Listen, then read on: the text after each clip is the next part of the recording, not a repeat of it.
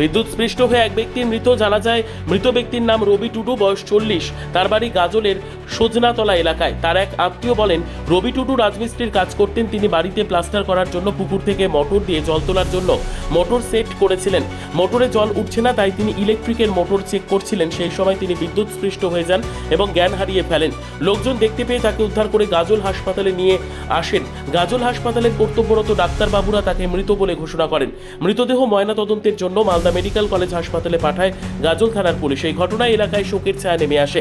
জানা যায় তার পরিবারে রয়েছে তার স্ত্রী, এক ছেলে ও এক মেয়ে। তিনি পেশায় রাজমিস্ত্রি ছিলেন। রাজমিস্ত্রির কাজ করে তিনি সংসার চালাতেন।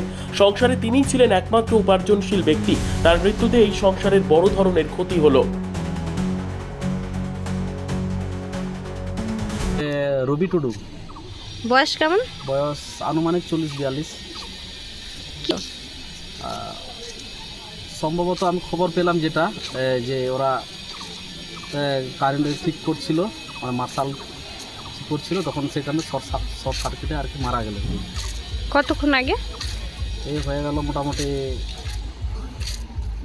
আধা ঘন্টার আগে ডাক্তার ইয়ে করেছে আর কি। টাইম আমরা তো আসলাম, দেখতে পেলাম না তো। টাইম আনুমানিক এরকম করে ডাক্তার ঘোষণা করলো, গাজল হসপিটালে এসে ডাক্তার ঘোষণা করলো যে উনি ডেথ হলেন। হ্যাঁ, দিদি আছে আর দুটো ভাগনা আছে। ওদের বয়স কেমন হবে বাচ্চাগুলোর? হবে মেয়েটার হবে 18 করে, আর ছেলে হবে 17। কিভাবে মারা গেল? কারেন্টের সাথে ছেলের তার ঠিক করতে গেছে। কত?